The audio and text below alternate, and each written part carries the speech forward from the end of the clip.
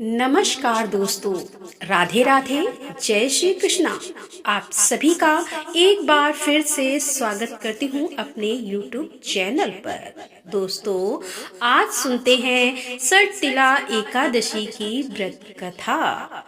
एक समय की बात है, दाल भय ऋषि ने पुशल ऋषि से पूछा कि महाराज, पृथ्वी लोक पे मनुष्य ब्रह्म हत्या आदि महान पाप करते हैं, पराये धन की चोरी और दूसरों की उन्नति देखकर ईर्ष्या करते हैं और अनेक प्रकार की चीजों में फंसे रहते हैं, फिर भी उनको नरक प्राप्त नहीं होता। इसका क्या कारण है? वे कौन सा दान पुण्य करते हैं जिससे उनके यह पाप नष्ट हो जाते हैं? यह सब कृपा पूर्वक मुझसे कहिए।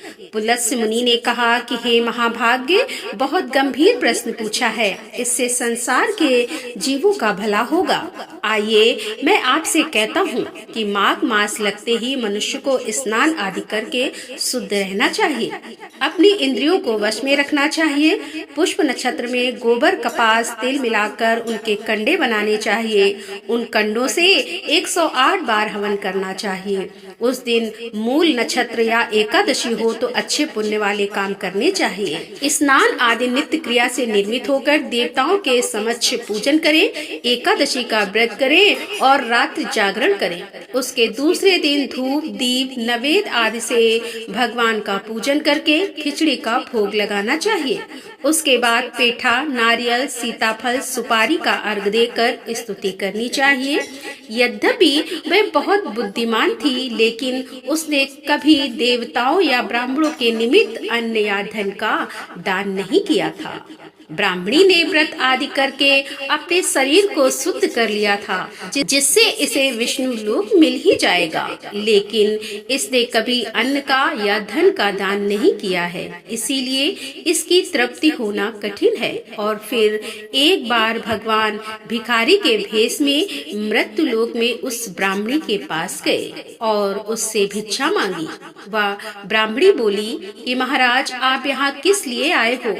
भगवान ने कहा, मुझे भिक्षा चाहिए। पर इस पर उसने एक मिट्टी का ढेला भगवान को भिक्षा पात्र में डाल दिया।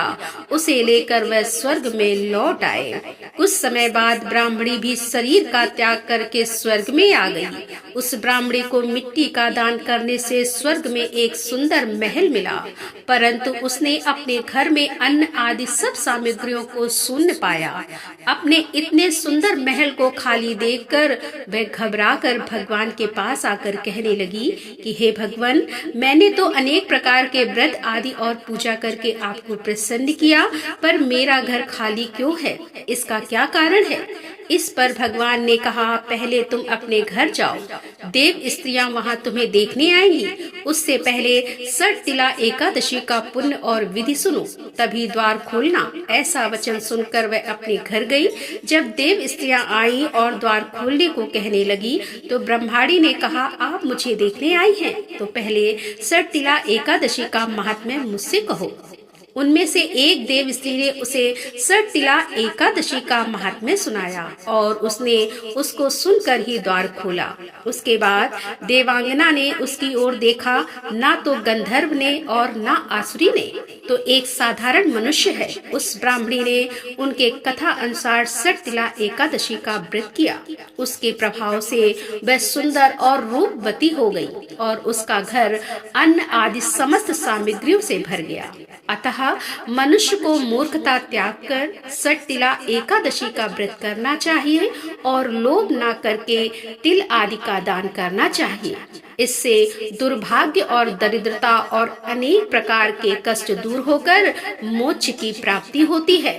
तो यह थी सटतिला एकादशी की व्रत कथा। आपको ये कथा कैसी लगी कमेंट करके जरूर बताएं और साथ ही मेरे चैनल को सब्सक्राइब करना ना भूलें। मिलती हूँ अगले वीडियो के साथ, तब तक के लिए राधे राधे, जय श्री कृष्णा, हर हर महादेव, जय भोलेनाथ की।